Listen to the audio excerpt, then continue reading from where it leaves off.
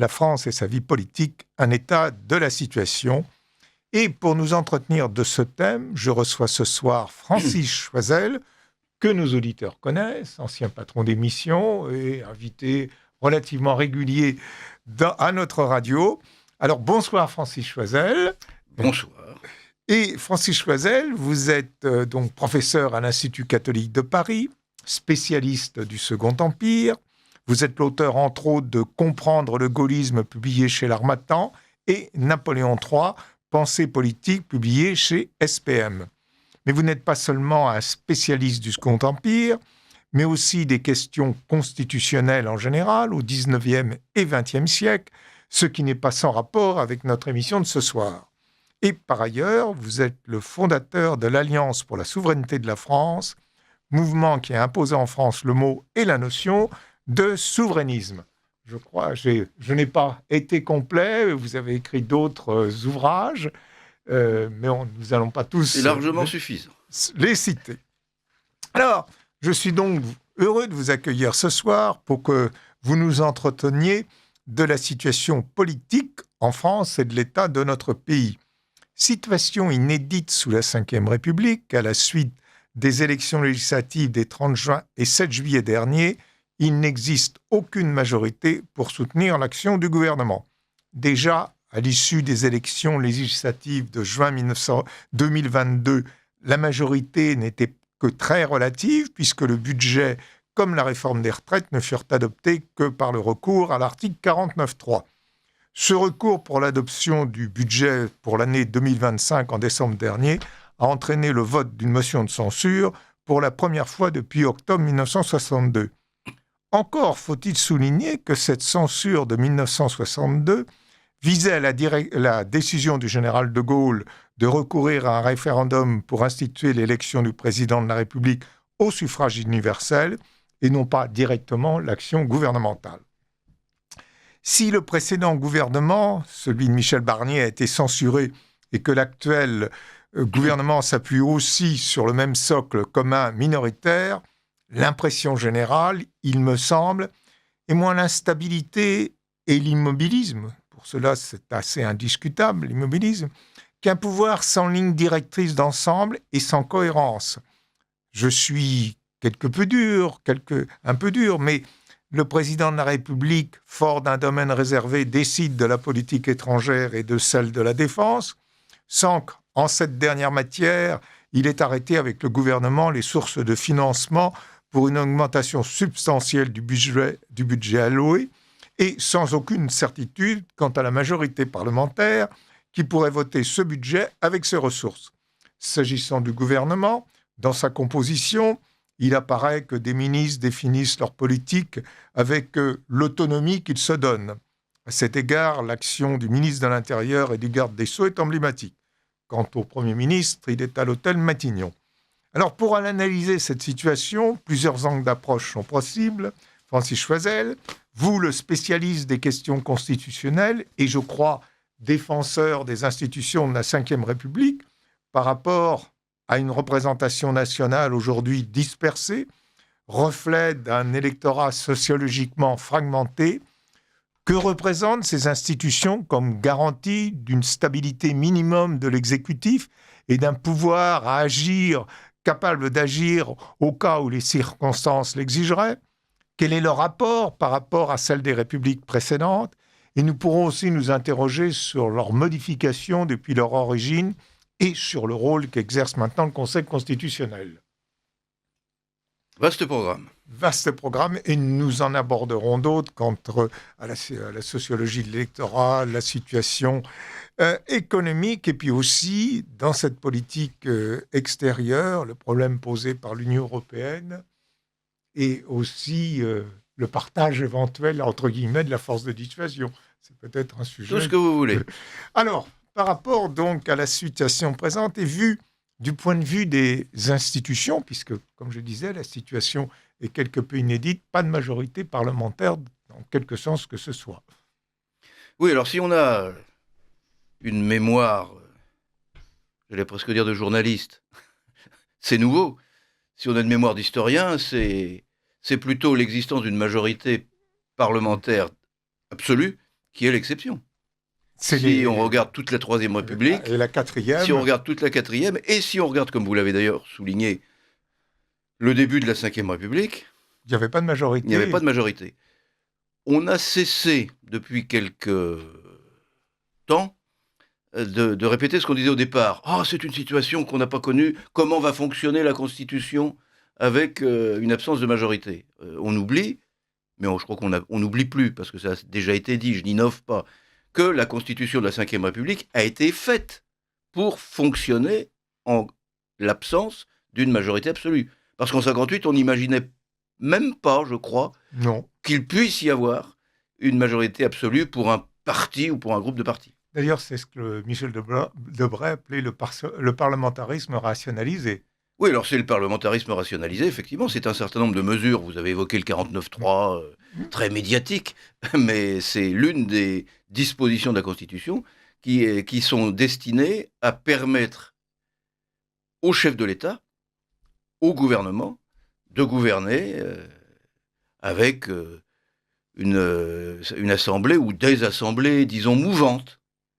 D'ailleurs, il faut souligner que la Constitution de la Ve République, et que vous la connaissez bien sûr bien mieux que moi, par rapport aux constitutions des Troisième et Quatrième, sachant que la Troisième, c'était des lois constitutionnelles, mais a bien précisé les limites du législatif par rapport à l'exécutif. Articles 34 et 37 de la Constitution, ce qui était une innovation par rapport à la République. Oui, alors là, ça n'est pas spécialement lié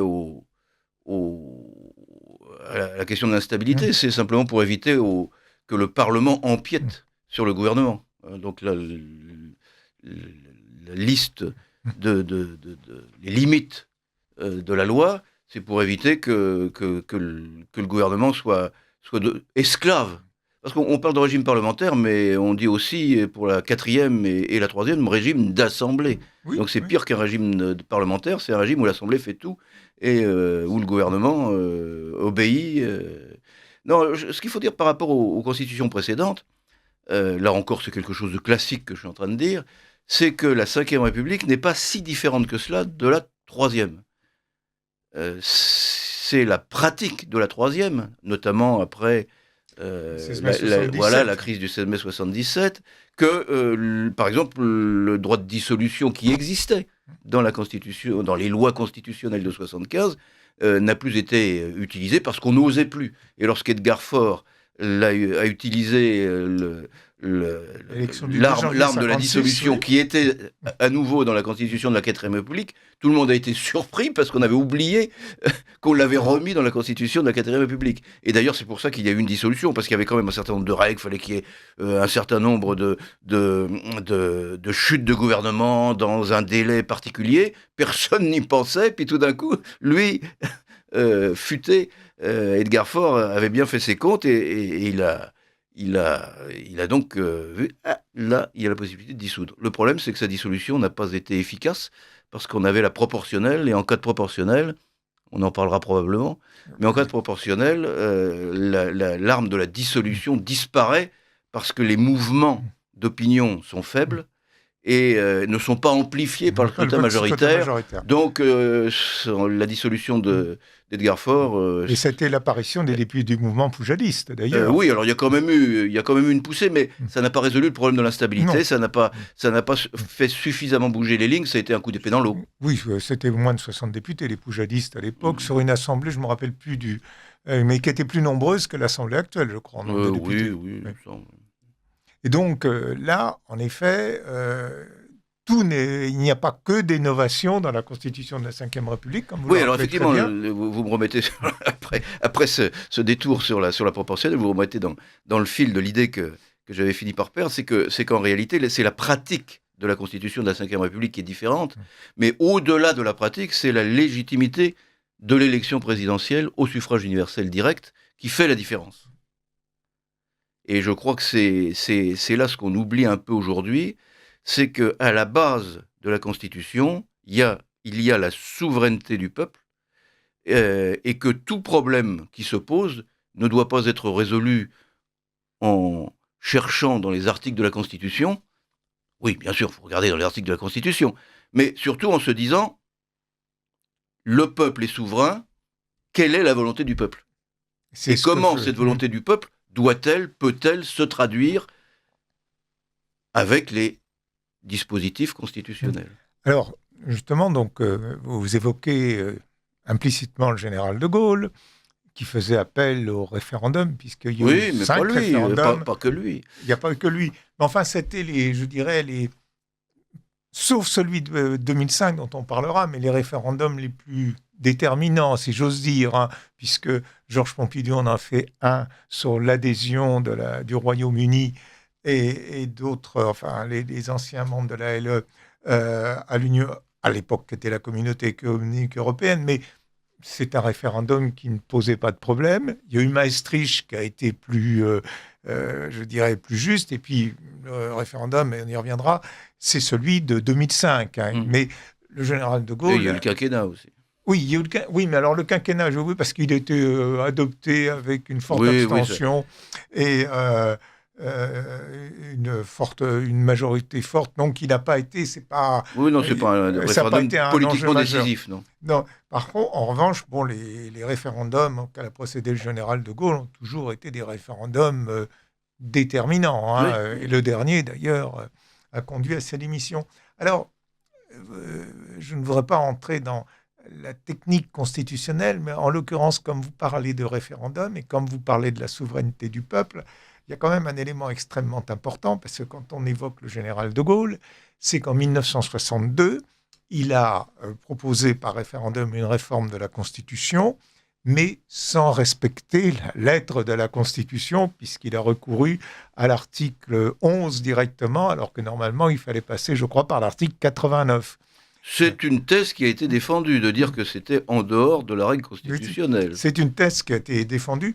Quand je dis que c'est une thèse, c'est qu'il y a une thèse contraire. Exactement. Et c'est pour ça qu'aujourd'hui, parmi les problèmes qui peuvent se poser, il y a le problème de la... Je vous prie de m'excuser d'aborder tout de suite ce problème, mais comme on parle du référendum, il y a le problème, en effet, d'une éventuelle réforme constitutionnelle pour un certain nombre de problèmes, sachant que l'article 11 est quand même plus limitatif pour, justement, s'adresser au pays si on respecte l'article 89. Et l'article 89 est quand même très contraignant, puisqu'il suppose que les deux assemblées adoptent dans les mêmes termes le projet, alors qui peut passer au Congrès ou qui peut être adopté par référendum. D'ailleurs, je vous rappelle, il y a une journaliste qui a fait une erreur en disant qu'il fallait avoir les 3/5 au Congrès.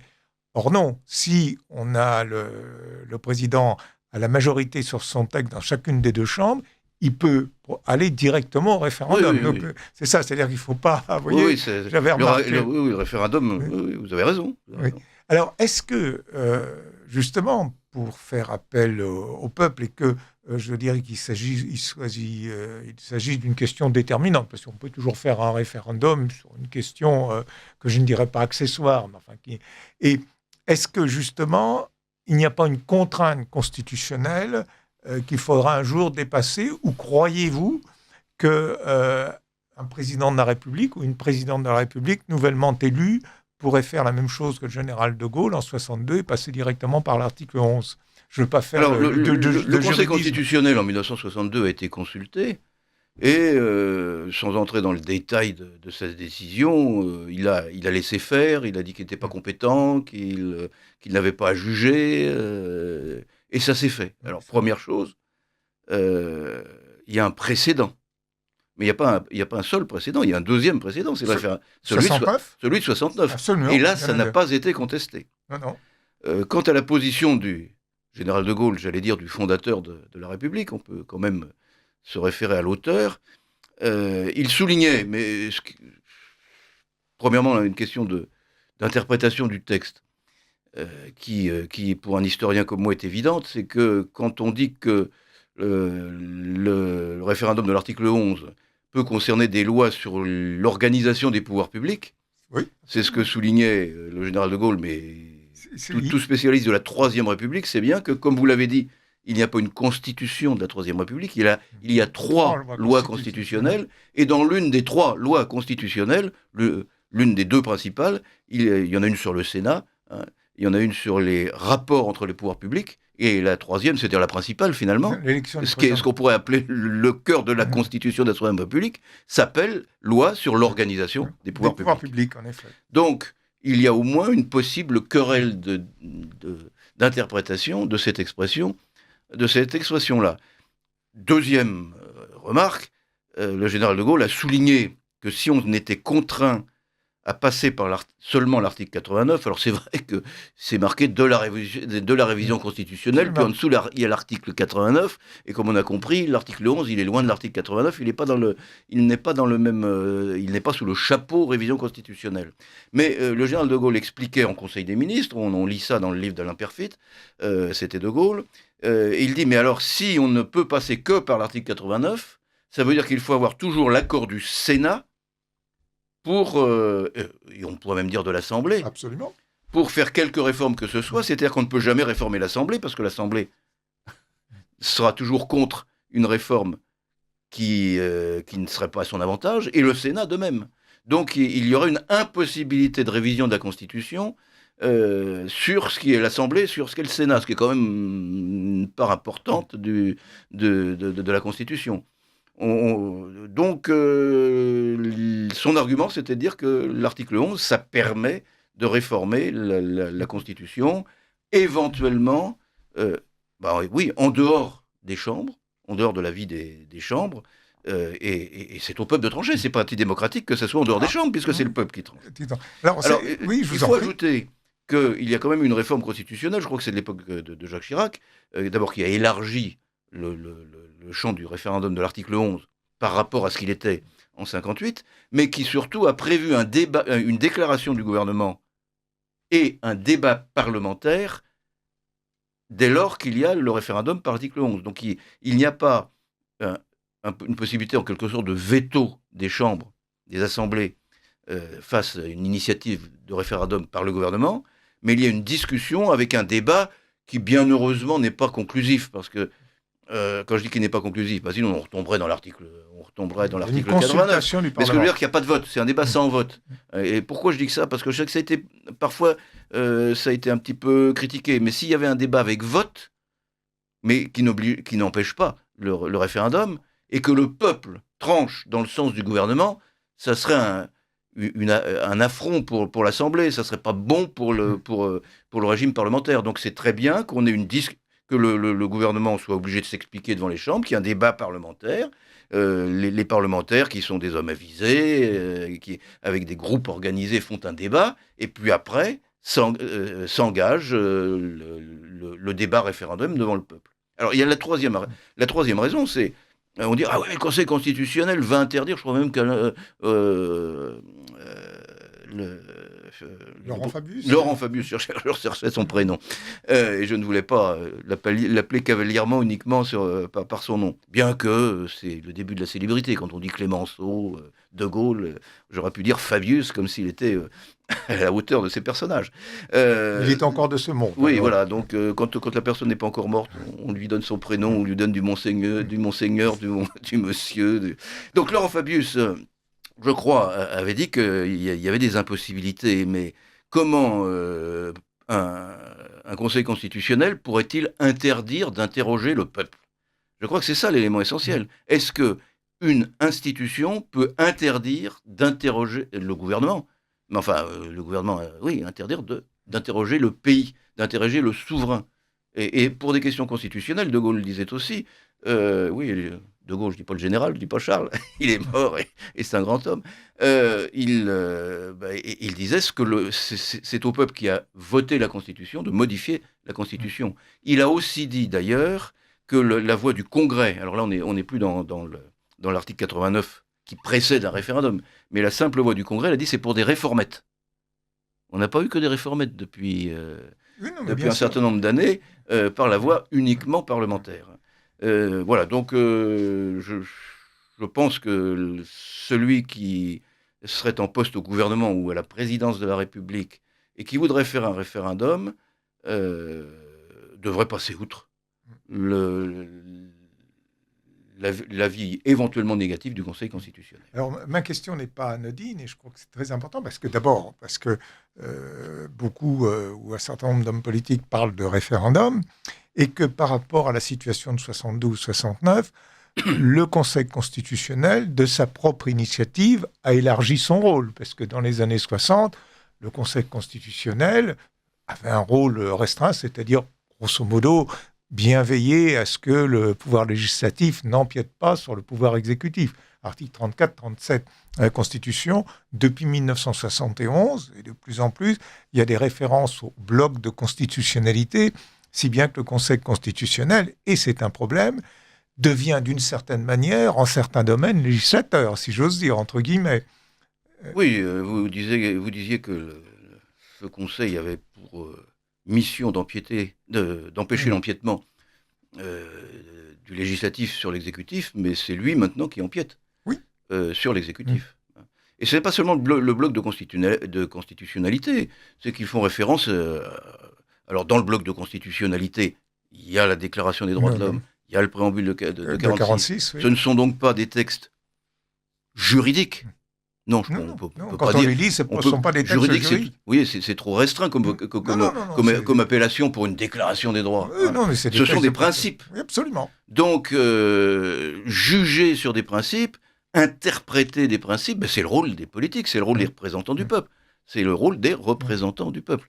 Donc, mais au-delà même de cette extension, qui peut paraître logique, puisque ça fait partie de la Constitution, ces deux textes, le préambule de 46 et la déclaration de 89, au-delà, ils vont même chercher des principes généraux du droit, principes généraux qui ont été forgés par un certain nombre de professeurs de droit, on pourrait dire par un consensus scientifique des juristes, mais qui ne sont marqués nulle part, qui ne sont inscrits nulle part, qui n'ont jamais été votés par quelque assemblée que ce soit. En 89, ça a été voté par l'Assemblée constituante pour les principes de 89. Pour ce qui est du préambule de 46, ça a été voté par l'Assemblée constituante de 46, enfin la deuxième, puisqu'il y a... Et puis pour la déclaration sur la... il y a le principe de précaution. Oui, le principe de fraternité aussi. Non, oui, mais le principe de précaution, ça a été voté. Mais moi, dans le principe de fraternité, on ne sait même pas où ils ont été le chercher. Oui. Bon, non, mais ça, c'est évident. Moi j'ai une solution que je développe depuis longtemps, qui est une solution modérée. C'est-à-dire pour tout ce qui est ce que vous appeliez le périmètre initial, c'est-à-dire l'interprétation des articles de la Constitution, c'est-à-dire du fonctionnement de la Constitution. Là, ça ne bouge pas, il a ses pouvoirs. Pour ce qui est ce que vous appelez le bloc de constitutionnalité, dès lors qu'on entre dans quelque chose qui est contestable. Plus flou, oui. Oui, parce que dans le premier cercle que nous venons de définir, on doit pouvoir avoir un consensus de au moins 90% des juristes sur l'application de la Constitution. Sur ce qui est le bloc de constitutionnalité, à mon avis, c'est du 50-50 entre juristes. Oui, bien sûr. Donc c'est du politique. Alors là, j'estime que ça serait peut-être un peu excessif de dire interdiction. Mais en revanche, dire ils peuvent bloquer et obliger le Parlement à une nouvelle délibération. Ça s'appelle un veto suspensif. Obliger de nouvelle délibération. Et si le Parlement lui renvoie le même texte, à ce moment-là, il ne peut plus bloquer. Voilà. Ça, c'est... Ce qui exigerait une réforme de la Constitution, d'ailleurs. Bien sûr, ça exigerait une réforme de la Constitution. Oui, parce que ça modifierait les pouvoirs du Conseil constitutionnel. Je dirais, c'est même pas une réforme, ça serait une addition. Non, mais je veux dire, parce que le texte de la Constitution ne dit pas clairement que le Conseil constitutionnel a le droit de... J'allais dire de trancher en son âme et conscience. C'est pas marqué qu'il tranche en son âme et conscience. Vous savez, dans un jury d'assises, on tranche en son âme et conscience, ça veut dire sans qu'il y ait forcément de preuves.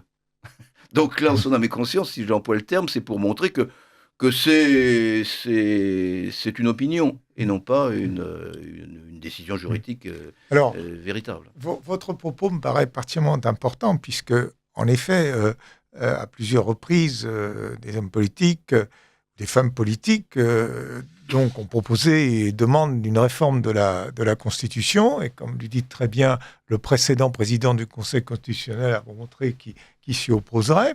Mais aujourd'hui, on se rend compte qu'il il y a des décisions importantes à prendre qui, je dirais, dans les années 60, qui ne se posaient pas de la même manière, et que le Conseil constitutionnel bloque au nom, en effet, de respect de principes généraux, et que donc... Oui, ou parfois même en fonction d'arguments juridiques, la fameuse notion de cavalier législatif. Oui, on l'a vu. Bon, ça se comprend, le cavalier législatif, c'est on vote un texte et puis on introduit une disposition discrètement ou moins discrètement qui n'a rien à voir. Et si elle avait été présentée séparément, tout le monde aurait été contre. Mais là, comme c'est dans le bloc, on n'ose pas voter contre parce que ça ferait tomber le reste. Bon, d'accord, mais il y a une interprétation, à mon avis, excessive de cette, notamment sur la question de la loi immigration. Oui. Il y avait certaines dispositions qui ne me semblaient pas être de véritables cavaliers législatifs. Non, absolument. Parce que le Conseil constitutionnel peut dire « Ah bah oui, mais c'est dans telle catégorie que doit être, dans tel type de loi que ça doit être voté ». Mais il y a certaines dispositions qui peuvent être votées dans plusieurs catégories de loi. Absolument. Non, mais c'est une interprétation large du cavalier législatif. Mais je crois que vos précisions sont extrêmement importantes, puisque nous nous rendons compte qu'il y a aujourd'hui un certain nombre de blocages, que pour les surmonter, il faudrait réformer la Constitution, et qu'à partir du moment, en effet, et vous n'êtes pas le seul d'ailleurs, je crois, à poser le problème de cette manière en disant que d'abord, il y a un précédent, d'une part, et que... Ah oui, pour le référendum. Pour le référendum, hein, parce qu'on sait que si on recourt au Congrès, on aura du mal à trouver une majorité. Et que donc, le président de la République pourrait prendre l'initiative d'interroger directement les Français. Alors, je voudrais introduire un bémol, mais qui est un bémol qui va peut-être nous emmener dans d'autres aspects de l'actualité politique. C'est que, quand je disais que tout repose dans la Constitution sur la souveraineté du peuple, sur la perception qu'on doit avoir, sur la compréhension qu'on doit avoir de la volonté générale, pour avoir un langage du type Rousseau, ça vaut pour le président de la République. C'est-à-dire que la Constitution est faite pour donner la possibilité, nous l'avons dit, au gouvernement et au président de la République d'agir avec une assemblée que j'ai appelée mouvante, voire avec une assemblée hostile. Mais évidemment, à condition que le président ait une légitimité populaire forte.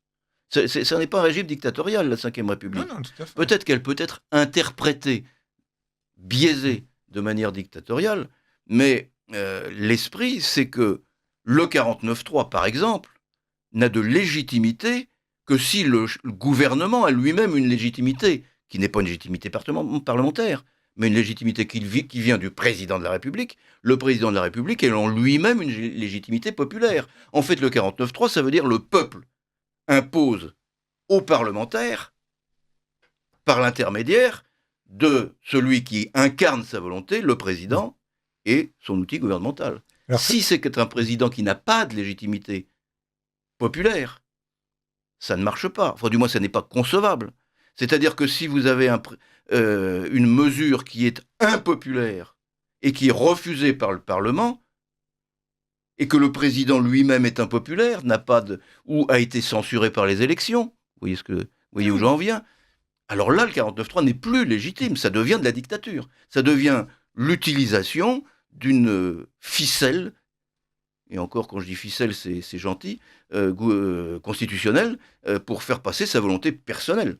Puisque, je dis personnelle parce que ce n'est pas la volonté du Parlement, ce n'est pas la volonté du peuple. C'est la volonté de qui? C'est la volonté de celui qui se trouve à ce moment-là disposé du pouvoir. Alors c'est très important ce que vous dites, puisque ces dernières années, le 49.3 a été utilisé, si je vous ai renvoyé, voilà, encore qu'avec la réforme constitutionnelle de Nicolas Sarkozy de 2008, l'utilisation du 49.3 est limitée. C'est-à-dire que, hormis budget et plan de financement de la sécurité sociale, c'est un 49.3 par session parlementaire, sachant qu'une session parlementaire, maintenant, ça va du 1er octobre au 30 juin.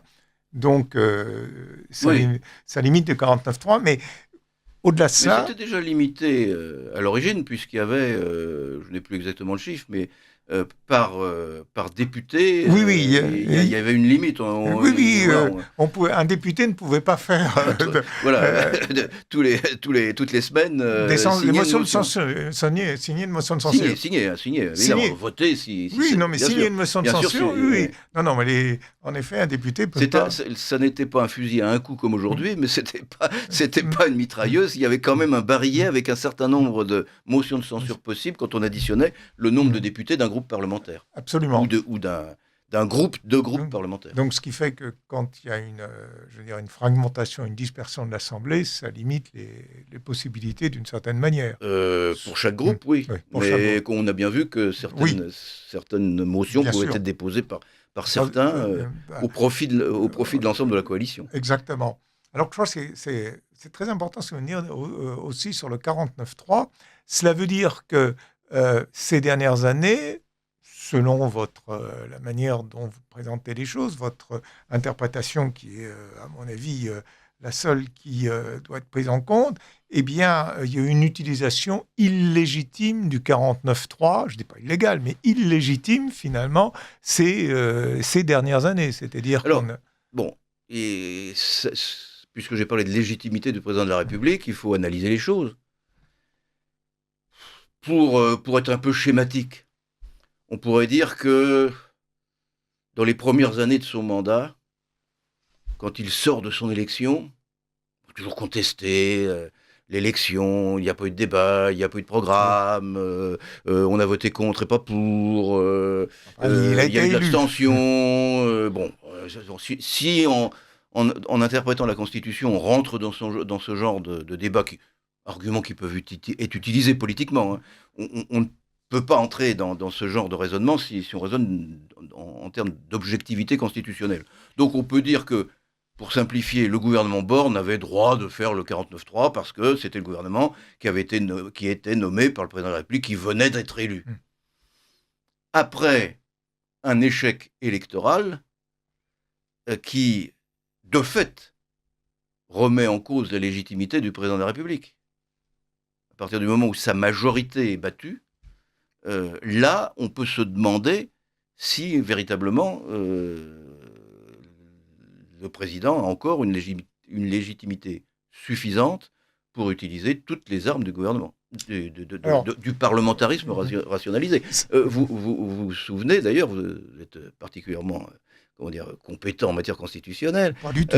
Mais vous vous souvenez qu'on a rappelé qu'il pouvait y avoir une adoption du budget sans 49.3, sans vote. À partir du moment où il n'a pas été voté, il y avait cette hypothèse. On disait, Barnier aurait pu faire traîner, puis tout d'un coup dire, c'est adopté. Eh oui. Mais pourquoi il ne l'a pas fait ? Parce que dans leur tête, ils font le même raisonnement que moi. Ça ne serait pas accepté par l'opinion. Si c'était un président qui venait d'être élu 6 mois avant, c'est pour ça quand on dit une présidentielle anticipée, ça ne changerait rien. Si, ça changerait tout. Parce que si vous avez demain un président élu, même avec 51% des voix, et qui dit l'Assemblée, c'est la pagaille, vous ne voulez pas voter, j'attends, puis je vote. Les Français diront oui, on a élu le président, c'est pour qu'il gouverne, c'est pour qu'il y ait un budget. Et l'Assemblée bloque. Mais ce qui est possible, donc ça n'a pas été fait, parce que ça aurait été un tollé général, compte tenu du manque de légitimité du gouvernement et du président. Alors, puisque vous abordez ce problème de la légitimité, avant d'aborder d'autres problèmes sur la sociologie de l'électorat et autres, à votre avis, et le problème d'ailleurs, je me rappelle, avait été évoqué avant les élections législatives de 1967, ça remonte loin, si le président de la République n'a pas de majorité à l'issue des élections législatives, est-ce qu'il doit en tirer les conséquences ? Alors, c'est le problème qui a été posé par la cohabitation, mais le problème est d'autant plus amplifié que l'absence de majorité survient après une dissolution, où là, il y a eu un acte. Vous avez raison de distinguer les deux cas, les deux cas de figure. Alors, j'ai d'ailleurs publié il y a quelques semaines un article dans la revue politique et parlementaire sur le sujet, plus restreint que ce que je pourrais faire ici en développant grâce à vous. Là encore, je me réfère au général de Gaulle, je me réfère à Alain Perfit. C'était de Gaulle, c'est le mémorial de Sainte-Hélène. on voit à la fois ce que De Gaulle dit en Conseil des ministres, à ses ministres, et ça ne doit pas sortir du Conseil des ministres, et ce qu'il dit à Perfit, et ça ne doit pas sortir de Perfit, ça doit être son intérêt. C'est vraiment ce que pense De Gaulle lui-même. Et puis après, il y a ce qu'il dit en public. Mais en tout cas, là ce qu'il dit, c'est en cas de législative, juste en 67, perdu à quelques sièges, pas un raz-de-marée de l'opposition, hein, mais perdu à quelques sièges, un peu comme après l'élection présidentielle actuelle, hein, pas après la dissolution, après l'élection présidentielle. En 2022. Bon, c'était pas perdu à quelques voix, mais c'était quand même le premier groupe. Oui, il y avait une majorité relative. Il y avait une majorité relative. Dans ce cas-là, le général de Gaulle considère que le président de la République, puisque ce sont des élections législatives, n'atteignent pas sa légitimité. Et il avait même dit, si on perd les élections en 67, on verra comment ça marche. Oui, parce que je me rappelle qu'il y avait tout un débat avant les élections législatives de 67. Perfit dit, par rapport à la constitution de la Ve République, le général avait un côté pilote d'essai. Ce qui était le cas, objectivement. Il était le premier. Oui, il avait le côté pilote d'essai, c'est-à-dire, justement, on verrait comment ça marche. Même pilote d'essai, mais en même temps, pédagogue, en Conseil des ministres, il leur expliquait toujours, c'est comme ça que ça marche, c'est comme ça qu'il faut faire, etc. On a beaucoup perdu, d'ailleurs, depuis qu'on a perdu le dernier président de la République ayant siégé dans un gouvernement du général de Gaulle, et qui s'appelle Chirac. Oui. Les autres n'ont pas vu, n'ont pas entendu. Alors Chirac, il n'a peut-être pas entendu très longtemps, parce qu'il était très jeune. Mais il est accédé au gouvernement en 1967, après les élections législatives, comme secrétaire d'État. Donc il a quand même pu entendre quelques leçons de gouvernement du général de Gaulle. Alors donc le général de Gaulle, ce qu'a fait Emmanuel Macron après son élection, en nommant quelqu'un de son camp, c'est normal. Mais le général de Gaulle dit, mais si il y a dissolution, qu'est-ce que c'est qu'une dissolution ? C'est le président de la République qui demande au peuple un arbitrage, et qui s'engage. Alors là, ça n'est plus, comme il disait, 487, je ne sais plus quel était le chiffre à l'époque, de compétition locale. 487, en 67, c'était 487. Compétition locale dans laquelle joue beaucoup la personnalité du candidat, les influences locales, le journal du coin, etc. Bon. Donc c'est pas pleinement représentatif, parce que c'est en partie local. Mais quand il y a la dissolution, ça devient une affaire entre le président qui dit « je veux une majorité ». C'est MacMahon dans la crise du 16 mai en 1977, c'est Charles X avant la Révolution de 1830, hein, c'est « donnez-moi votre confiance ». Alors à partir du moment où le président demande la confiance, non pas directement par un référendum ou par son élection, mais par une majorité parlementaire et qu'il ne l'a pas, eh bien là il doit démissionner. Et de Gaulle disait « mais qui serais-je si je me maintenais ? Mais non seulement qui serais-je, mais que pourrais-je faire ? » Car le général de Gaulle considère qu'il est au pouvoir pour faire, pas simplement pour durer, pour faire. Et donc, s'il ne peut pas faire, il démissionne. Alors, il y a peut-être une petite nuance qu'on pourrait faire, c'est que si on a une dissolution, c'est presque un peu, là j'essaye de me faire un peu macroniste, hein, je vais contre Arbrousse-Poil par rapport à mon tempérament. On pourrait dire que si vraiment, clairement, Emmanuel Macron avait dit... J'ai pris conscience que l'Assemblée actuelle ne représentait plus, peu importe la majorité qui va arriver, mais il faut que l'Assemblée soit représentative. Il y a peut-être 10% de ça. À ce moment-là, s'il ne s'engage pas lui, c'est pas dans l'esprit des institutions, mais enfin bon, s'il ne s'engage pas lui, peut-être peut-il se maintenir. Mais là, le problème... Mais je suis quand même de ceux qui considèrent que il aurait dû immédiatement démissionner, avec le problème du non-renouvellement du mandat. C'est-à-dire ce qui l'empêchait de démissionner et de se représenter, parce que peut-être qu'il aurait eu le cran de le faire, en pensant même peut-être que, puisque c'était lui, il aurait réussi, alors que ses troupes sont tous des nuls, et que lui va pouvoir convaincre le peuple. Il aurait peut-être pu se représenter, il aurait peut-être pu, de son point de vue, être réélu, et là, on n'aurait pas eu la situation actuelle, il aurait eu la légitimité.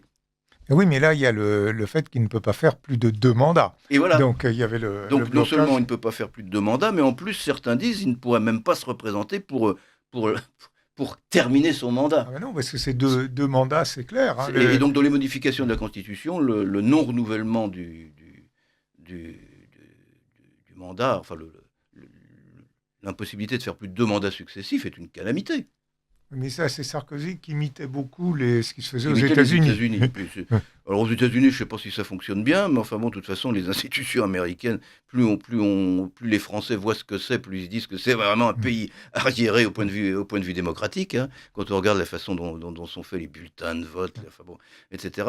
Mais non, parce que ce qui est évident, c'est qu'un président, c'est valable partout, c'est valable dans une entreprise, c'est valable euh, dans toute fonction d'autorité. Quand on sait que le chef va partir, le chef perd son autorité.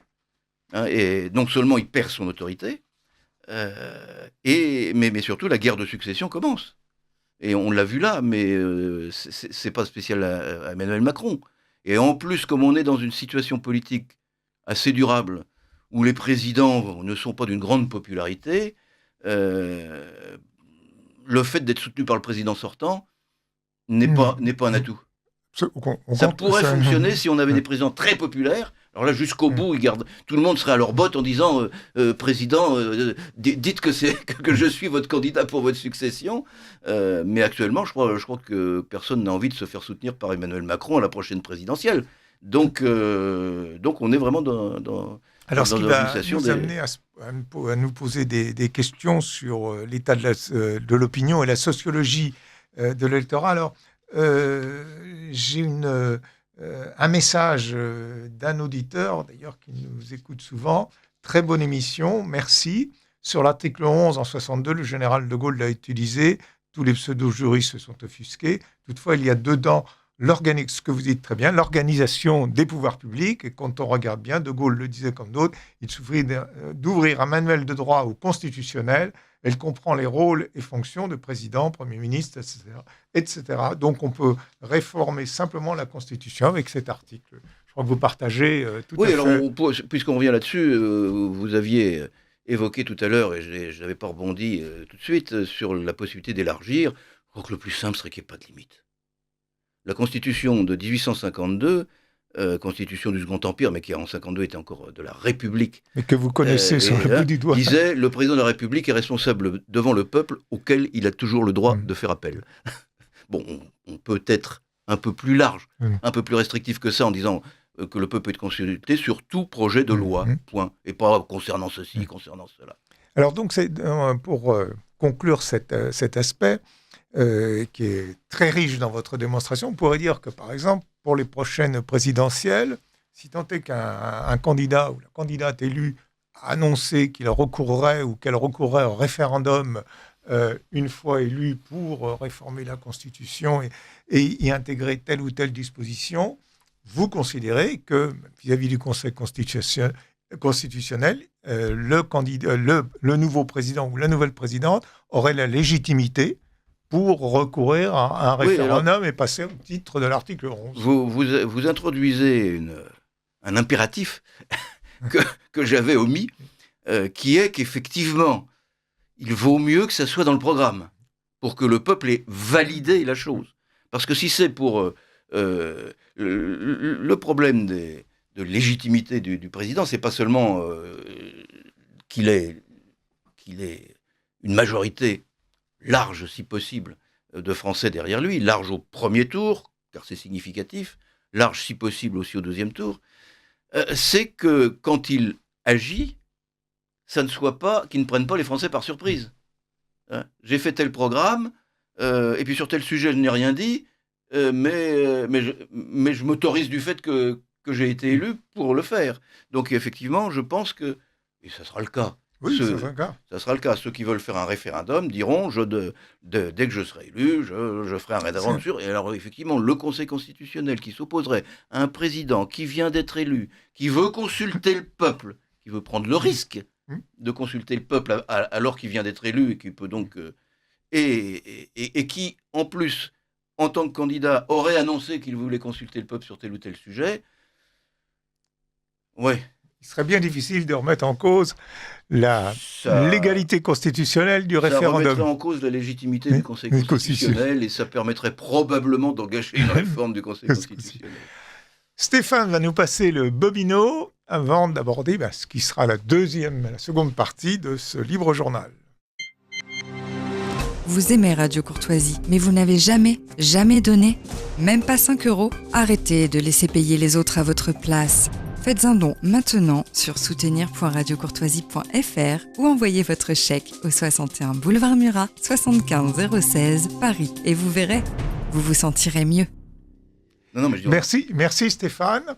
Alors, Francis Choisel, donc vous avez parlé des origines de la Ve République à une époque où, lorsqu'elle a été instituée, il n'était pas forcément envisageable de disposer d'une majorité au Parlement. Cette majorité est apparue à la suite de l'élection présidentielle, du référendum de 1962 instaurant l'élection du président de la République au suffrage universel et aux élections présidentielles de 2012, la France politiquement était divisée en deux blocs, droite et gauche, qui alternent au pouvoir. Les deux blocs, c'est apparu avec Giscard. Oui. Avant, il y avait quand même les centristes anti-gaullistes. Il y avait les centristes qui se sont ralliés en partie avec Pompidou. L'actuel bloc central, mais qui était dans l'opposition. Alors, il y a eu deux. D'ailleurs, ça s'est fait en deux temps. Un premier temps avec Jacques Duhamel, qui s'est rallié à la candidature de Pompidou. Et puis un deuxième temps avec Giscard d'Estaing, en effet, où les centristes sont intégrés. Dès lors que c'était un centriste qui était à la présidence de la République, ils ont rejoint. Tant que c'était un gaulliste, cela n'avait jamais rejoint. C'était Le Canuet, c'était les ancêtres de Bayrou. Mais il y avait toujours ce bloc mais de il y avait gauche. quand même une majorité. Les majorités étaient des majorités de coalition. Absolument. Parce qu'en 62, c'était avec les Giscardiens. Les Giscardiens étant une scission des Républicains indépendants. Une scission d'avec Antoine Pinet. Évidemment, voilà. Du CNI. Voilà, du CNI. Antoine Pinet, pour les plus jeunes parmi nos auditeurs qui ne connaissent peut-être pas l'appellation. C'est en 68 que les gaullistes ont eu la majorité, ils ont eu la majorité absolue. Et aux élections législatives de 73, on retombait dans la coalition. Je ne sais plus si... c'est pas possible. Oui, je sais il y a eu un petit reflux par rapport à 68, parce que ça ne pouvait pas... ça pouvait pas rester à cette hauteur-là. Mais ce qu'on observe... Oui, enfin, vous étiez dans un raisonnement en disant que c'est droite-gauche, et maintenant, c'est trois blocs. Maintenant, c'est trois blocs. C'est-à-dire que je pense que non seulement, disons, le tableau partisan s'est modifié, mais la sociologie de l'électorat s'est modifiée. Je crois que c'est quand même important, c'est-à-dire que par rapport à la situation qui existait dans les années 60 et dans les décennies suivantes, où nous avions, disons, un vote qui était organisé autour presque de catégories sociales. Hein. Vous aviez le vote ouvrier, employé, qui pour partie était à gauche, et puis un vote, avec toutes ses limites. Mais aujourd'hui... Vous avez une analyse très marxiste de la chose. Peut-être, mais... Je vous taquine. Non, mais vous avez totalement raison. C'est-à-dire que j'ai quand même l'impression que la situation économique et sociale était quand même en partie prédominante dans les choix. On votait... non, moi, je pas sûr. Mais je vous en prie. Non, mais je crois que ce qui est important, parce que pendant que vous posiez votre question, il y a devant moi apparaissaient les commentaires sur le vote des Noirs et des Latinos en faveur de Trump, qui a été interprété comme Trump ne s'adresse pas à des catégories, mais à donner une vision globale. Et donc, en fait, les gens votent en fonction de ce qu'on leur demande. On dit toujours, pour les référendums, vous savez, on dit, ils répondent toujours à côté de la question. Non, les Français, ils répondent pas à côté de la question. Alors, si on les prend avec leur catégorie, si on leur dit, comme Emmanuel Macron, si je suis élu, vous n'aurez plus de taxe d'habitation, on les pousse, ça c'est de l'achat de vote en quelque sorte. Oui. Hein. C'est de l'achat de vote. Hein, sais pas si dans une élection locale, le candidat qui aurait fait ce genre ou l'équivalent de ce genre de promesses ne serait pas invalidé. Mais donc si on a des hommes politiques qui s'adressent à des catégories d'électeurs au lieu de réunir sur des grandes ambitions, sur le changement de la société. La nouvelle société de Chaban-Delmas, enfin ça c'était pas au électoral, c'était devant l'Assemblée, mais Mitterrand avec changeons la société, avec le redressement de la France, un certain nombre de thèmes fédérateurs. Je crois que c'est surtout ça qui est important, c'est que les hommes politiques aient un comportement qui considère que tous les Français, selon la bonne vieille tradition française, n'est composé que de citoyens égaux entre eux, et qu'il n'y a pas des riches, des pauvres, qu'il n'y a pas des ouvriers et des paysans, il n'y a que des citoyens.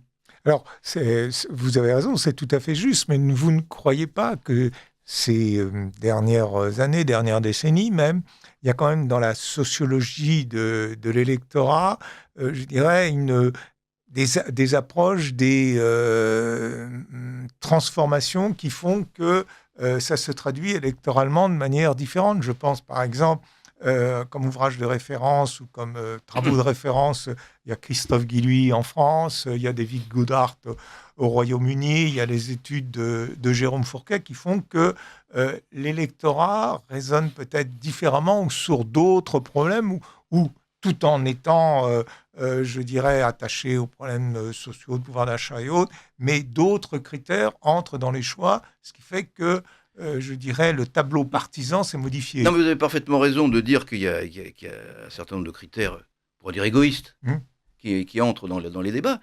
Mais ce que votre question m'a fait naître, je ne suis pas arrivé en disant je vais dire ça. C'est dans notre conversation que l'idée m'est venue. Pour la formuler sous cette forme-là, tout dépend si on appuie sur les égoïsmes ou si on appuie sur ou si on essaye d'élever les lecteurs. Il y a toujours eu des ouvriers qui avaient des problèmes d'ouvriers, il y a toujours eu des riches qui voulaient pas d'impôts sur les grosses fortunes, il y a toujours eu... mais la seule chose, c'est que dans une élection, tout le monde s'en souvient, à chaque élection, quand c'est une vraie élection décisive, il y a toujours un thème principal. Et c'est autour de ce thème principal que tout le monde se détermine. Et ça dépasse les intérêts personnels. Alors il y a toujours des gens qui votent pour des intérêts personnels, il y a toujours aussi des clientèles habituelles des partis, des gens qui ont toujours l'habitude de voter pour le même parti, et puis c'est tout juste s'ils écoutent les campagnes électorales, ils vont mettre le même bulletin de vote. Mais je vous dis, je reviens à Trump, tout le monde a dit ah bah oui c'est affreux, il veut bloquer les frontières, il est contre les Mexicains et contre tous les. Ils ont voté, oui. Il est pour les blancs, il est contre les noirs. Il a gagné chez les noirs, enfin peut-être pas, il a peut-être pas gagné, mais il a fait gagné en pourcentage de voix. Il a fait beaucoup plus qu'en 2020. Oui, et puis même je crois que d'autres candidats républicains avant lui. Oui. Et donc l'interprétation juste des commentateurs, ça a été de dire c'est parce que il s'est pas adressé à chacun en disant vous êtes noir, il s'est peut-être adressé aux petits blancs. Encore, je sais pas si cette fois-ci il s'est adressé autant aux petits blancs comme on dit que dans son premier débat. C'était presque un électorat naturel pour lui. Oui, donc il n'avait pas besoin. Il n'avait pas besoin. Voilà, donc je reviens à cette interprétation. Vous voyez, cette fois-ci, ce n'est plus une interprétation d'historien, c'est un des exemples très contemporains. Mais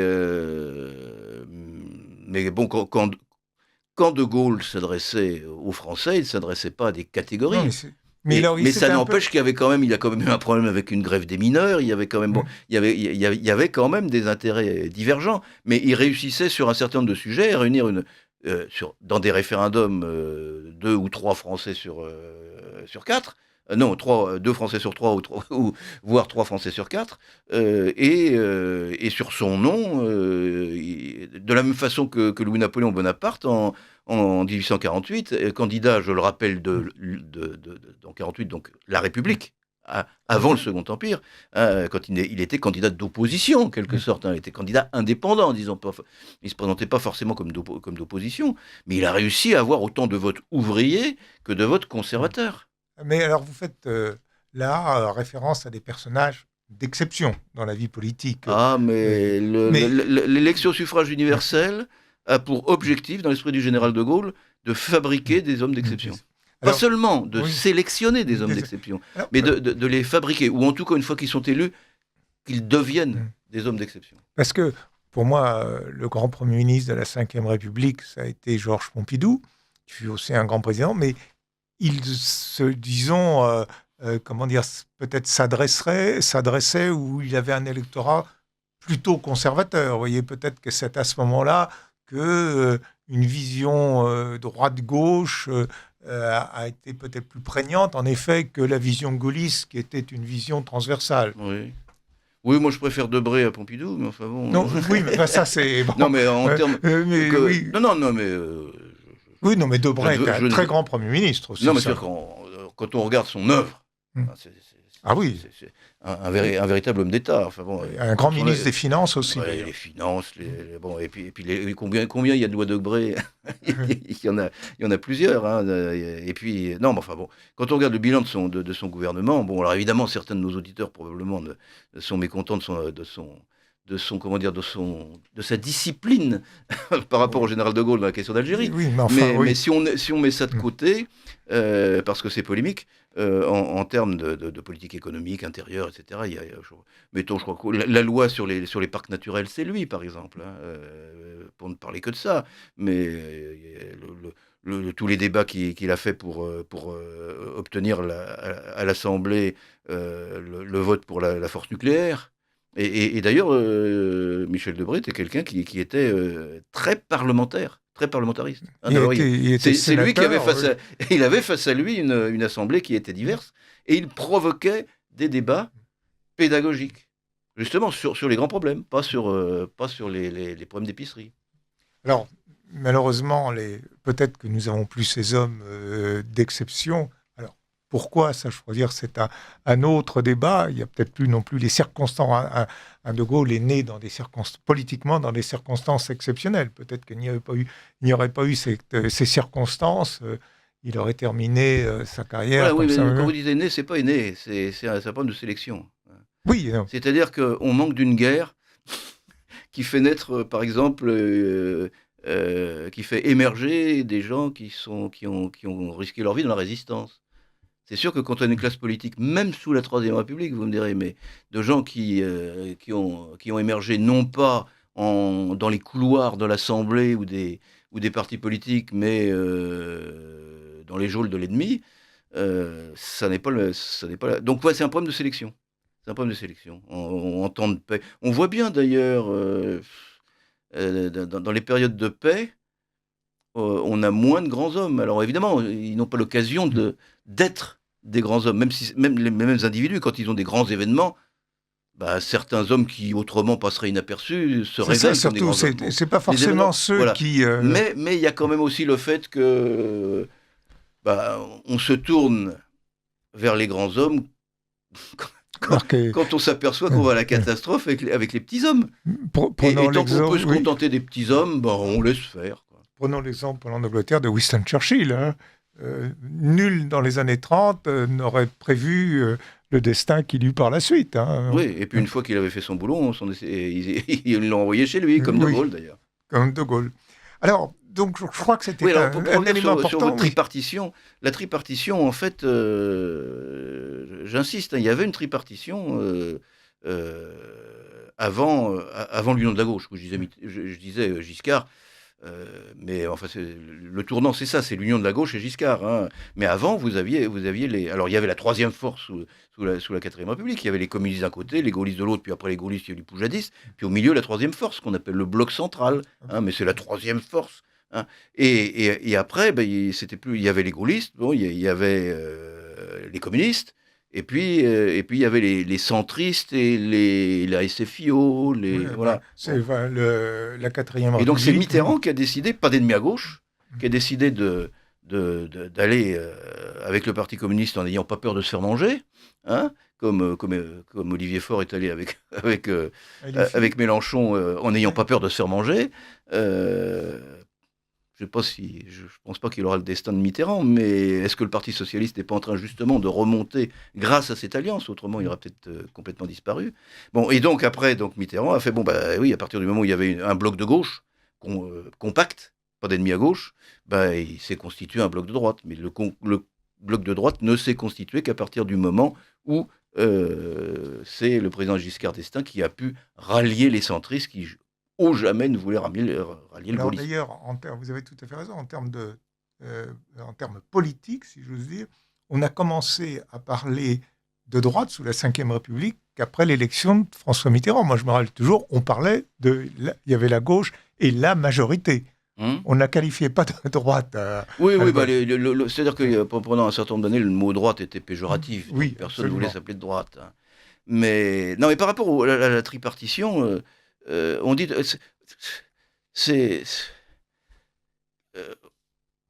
on fait comme si le fait qu'il y ait 3 blocs empêche toute majorité. Mais non. La preuve, c'est qu'il y avait une majorité sous le général de Gaulle et Georges Pompidou avec deux oppositions. Alors, la nouveauté, c'est que ceux qui gouvernent ou qui veulent gouverner sont au milieu. C'est ça. Ce sont les ailes qui se sont renforcées, disons. Ce sont les ailes qui se sont renforcées. Mais rien n'empêche les électeurs de donner une majorité absolue à un des 3 blocs. Et puis les 2 autres, c'est 2 quarts au lieu d'être 2 tiers. Alors, vous parlez de majorité absolue. Je pense que là, on entre aussi dans un débat un entretien qui est extrêmement intéressant. C'est que beaucoup, maintenant, réclament la proportionnelle. Sachant que sous la Troisième République, mis à part les élections de 1885, 1919 et 1924, tous les scrutins, ça a été vous connaissez les choses beaucoup mieux que moi, j'espère que je ne fais pas d'erreur, mais tous les autres scrutins, ça a été le scrutin majoritaire uninominal à 2 tours. On ne va pas rentrer dans le détail, mais disons, la proportionnelle est arrivée en France au début du XXe siècle, sachant qu'on avait avant un scrutin qui était un scrutin qu'on pouvait appeler de liste, et donc mes étudiants je leur explique toujours, risquent de confondre, mais c'était un scrutin de liste qui était en fait majoritaire, c'est-à-dire qu'en fait on élisait plusieurs personnes, comme dans les communes rurales en fait, donc il y avait plusieurs noms, donc on mettait sur la liste, mais c'était pas proportionnel. Donc la proportionnelle c'est relativement récent. Oui, c'est la 4e Pour un historien du 19e siècle comme moi, j'appelle ça récent, parce que pour moi c'est après le Second Empire, donc c'est le futur par rapport à moi, mais oui, alors d'ailleurs, le problème n'est pas forcément de savoir s'il y a eu souvent ou pas souvent le scrutin proportionnel. C'est ce que je ne comprends... Enfin, si, je comprends bien pourquoi certains sont pour la proportionnelle. Mais ceux qui disent qu'on va régler le problème avec la proportionnelle ne disent pas aux Français la vérité. Ils vont pas régler l'instabilité. Ils ne vont pas régler l'absence de majorité. Ils vont renforcer l'absence de majorité. Alors, première chose, je crois qu'en matière de scrutin, mais dans beaucoup de domaines, il faut raisonner non pas en statique, mais en dynamique. Le scrutin proportionnel, quand on dit « Ah, s'il y avait eu la proportionnelle à telle élection », c'est-à-dire comme pour encore récemment pour la réforme de la loi Paris-Lyon-Marseille pour le municipal. S'il y avait eu... oui, mais si le scrutin avait été différent, les gens auraient voté différemment et les candidats auraient été différents, n'auraient pas été les mêmes. Et dans la durée, il y a un effet déstructurant de la proportionnelle. C'est-à-dire que quand une scission dans la proportionnelle, alors évidemment, en général, aujourd'hui, on met une limite de 5%, mais une scission est facile. On dit, je vais vous prendre un exemple très concret. Dans les Hauts-de-Seine ou sénatoriales, c'était la proportionnelle. Eh ben, il y avait toujours une scission au sein enfin pas toujours, mais souvent une scission au sein du RPR, notamment avec la loi de la parité. Donc il y avait une femme en dernier dans la liste officielle, et puis il y avait une scission, et puis le candidat, il y avait une autre liste, et puis hop, il y avait substitution. On disait, bon, c'est pas grave, on perd pas de voix, on perd pas de siège, on perd un siège là, on le récupère là. Donc, je suis peut-être pas très clair, mais ce que tout le monde comprend, c'est qu'à partir du moment où on est élu à la proportionnelle, certains préfèrent 5% tout seuls pour peser vis-à-vis des autres 5% de leur parti s'ils font 10 à 2, ou 10% et 10% s'ils font 20.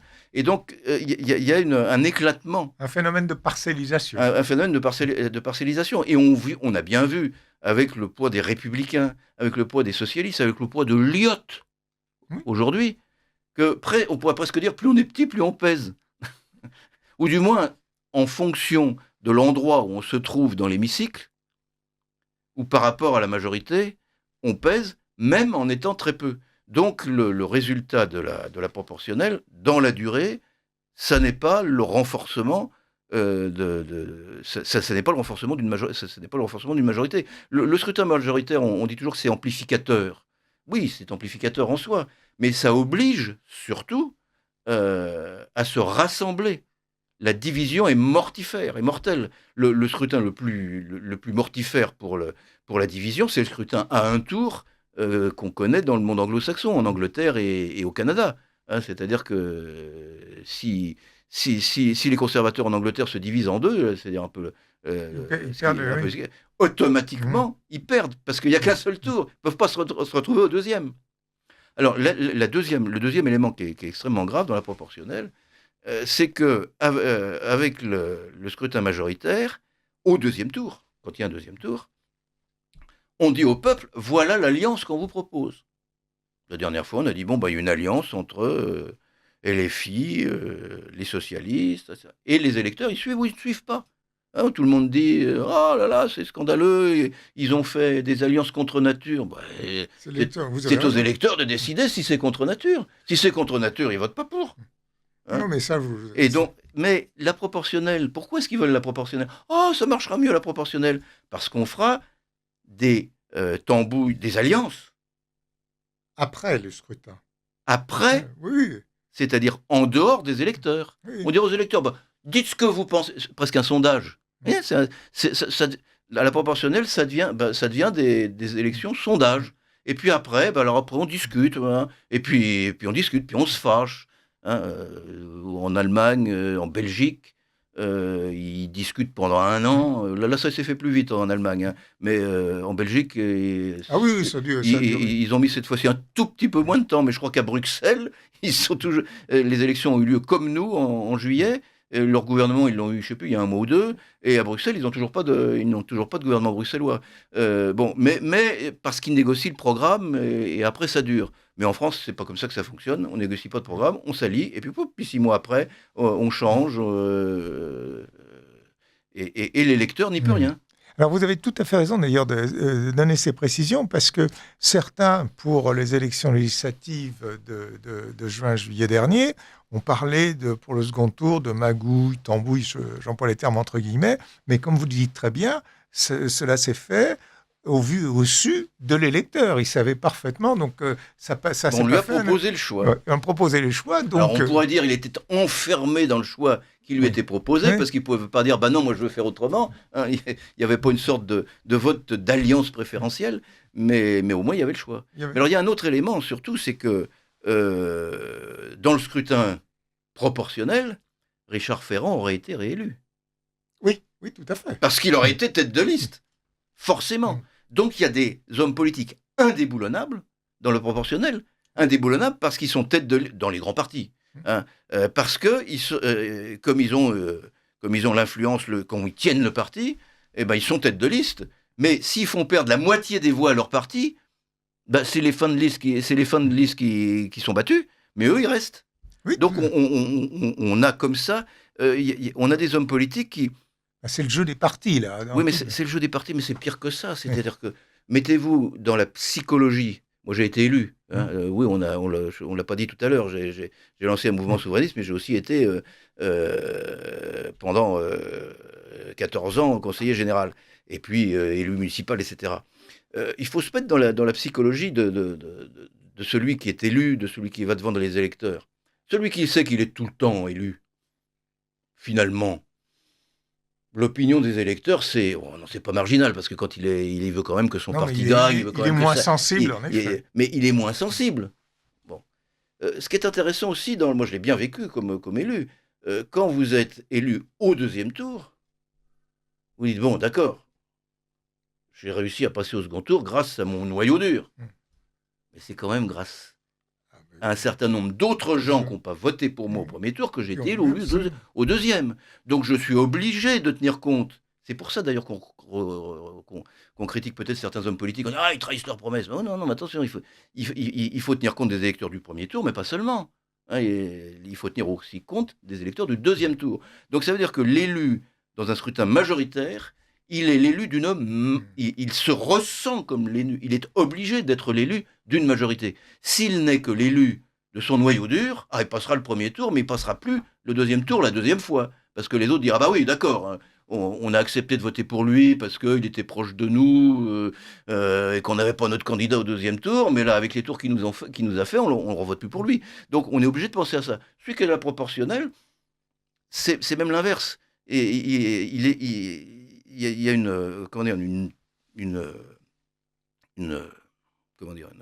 un entraînement à se distinguer du plus proche. Au lieu de se rassembler avec le plus proche, on se distingue du plus proche.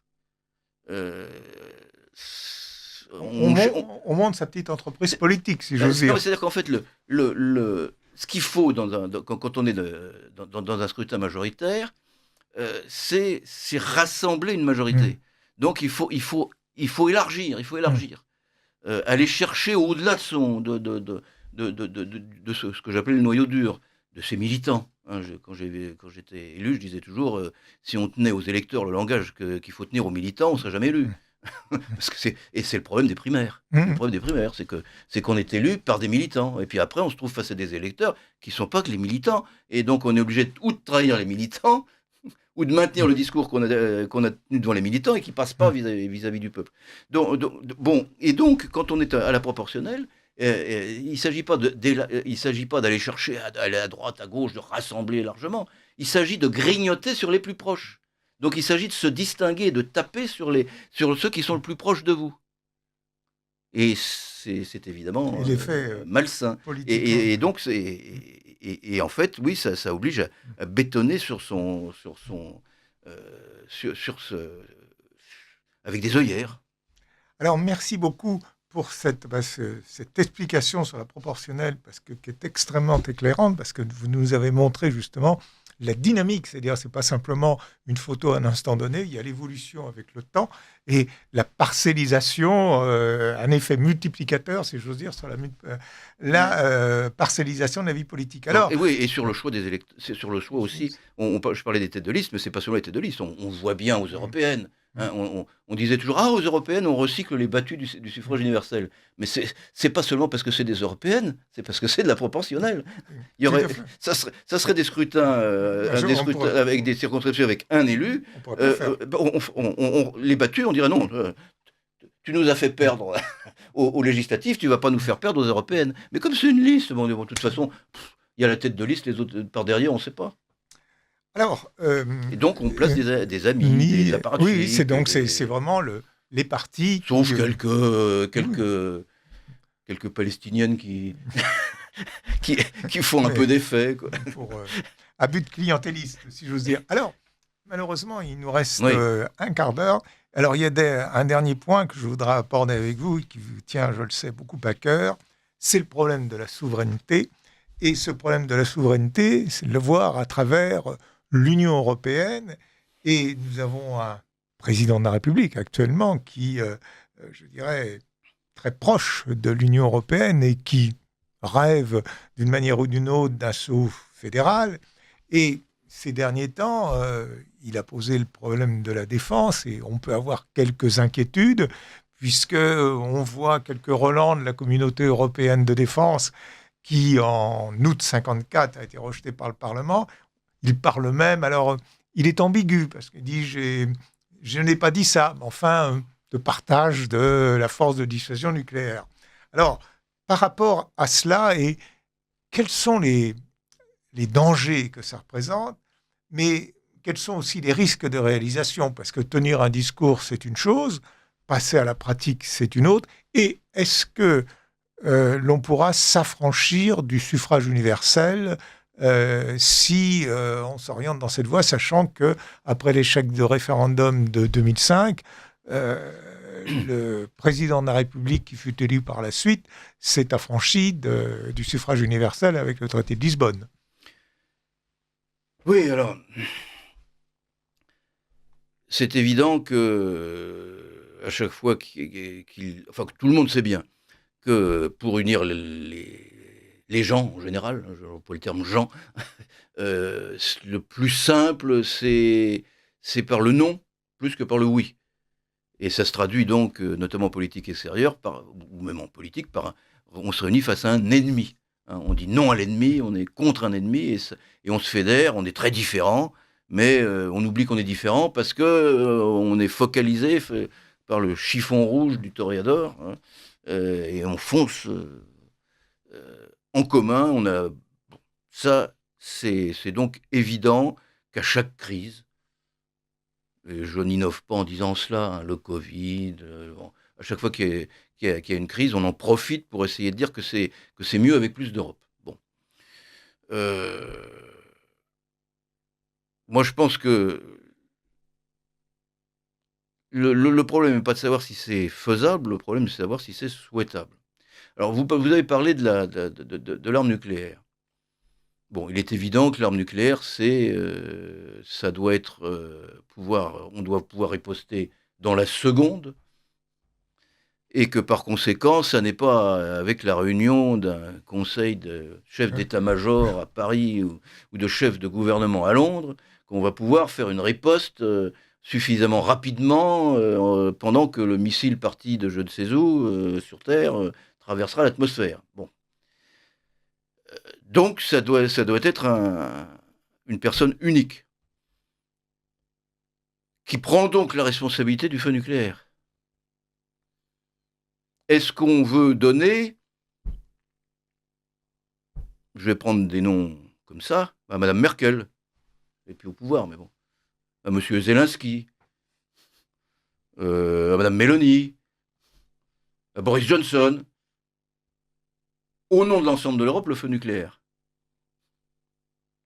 Non.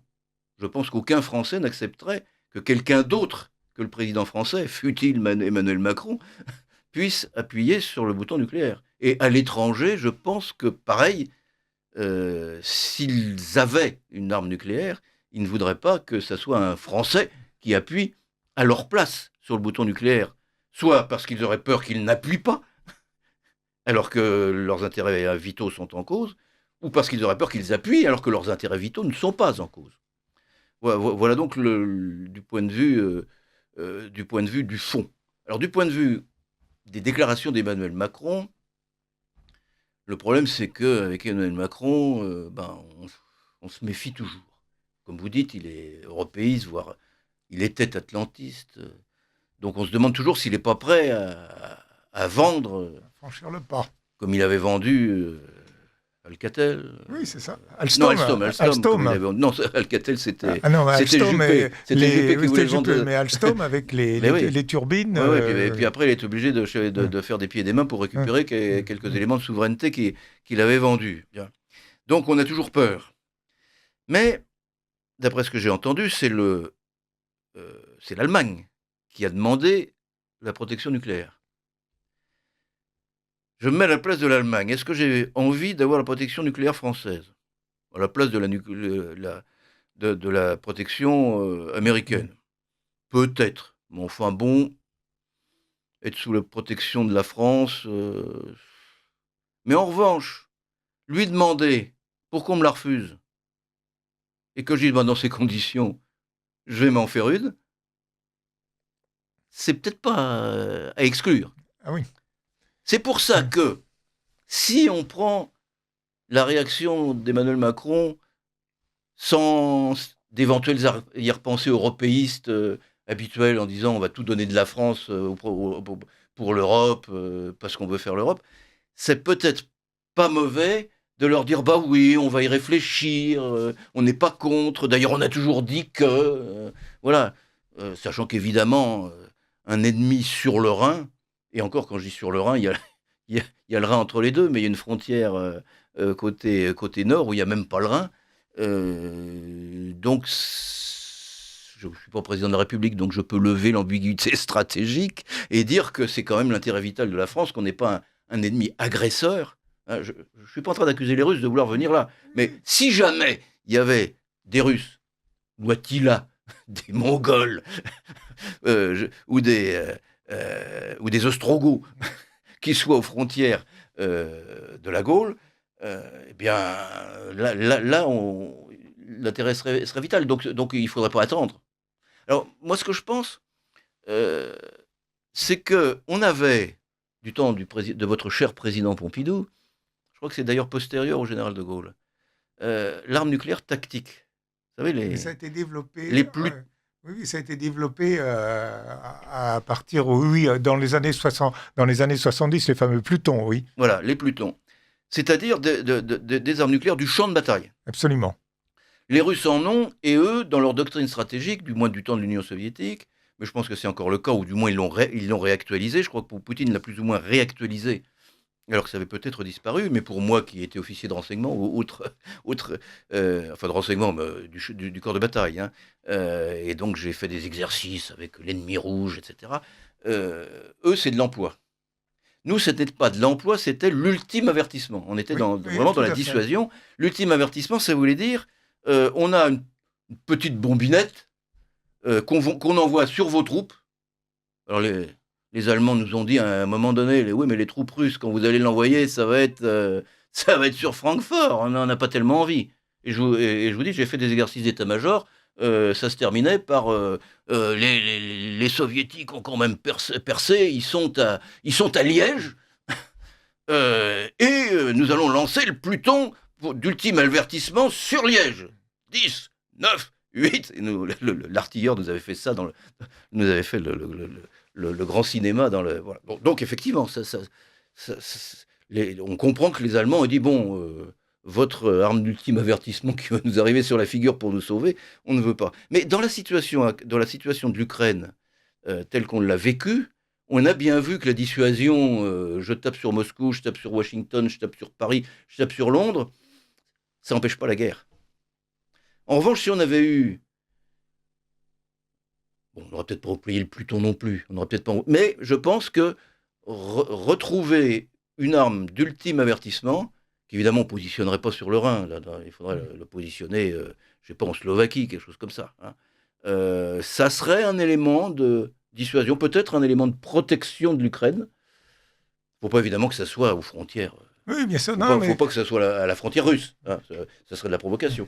Mais quelque chose où on puisse dire, si vous avancez avec vos divisions, vous pouvez en avoir des divisions, des trucs modernes, des centaines de milliers de soldats, mais boum, une arme nucléaire, il n'y a plus d'armée.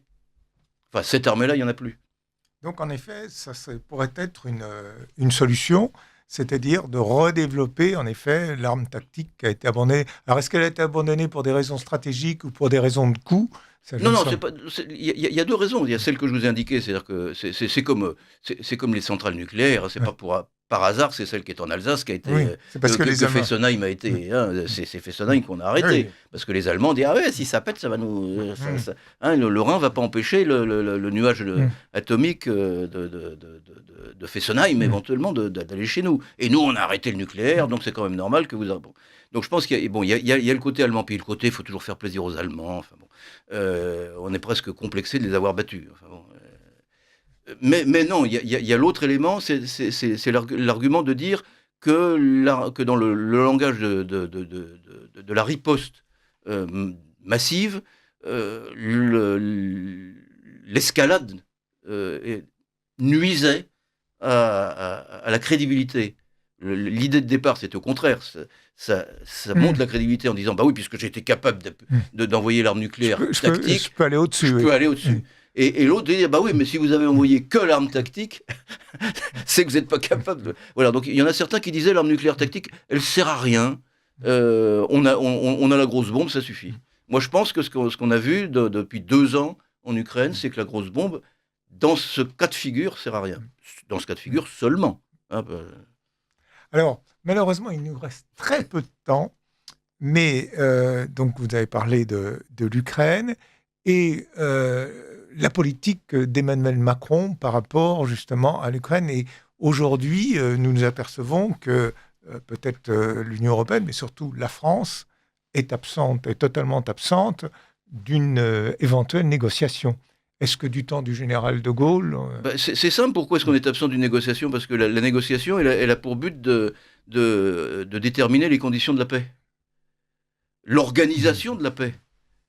Vous avez entendu une position française sur l'organisation de la paix ? Non. Non. La seule façon, c'est de donner la bonne solution. Et cette solution, elle s'impose sans nous, mais c'est nous qui l'aurons donnée.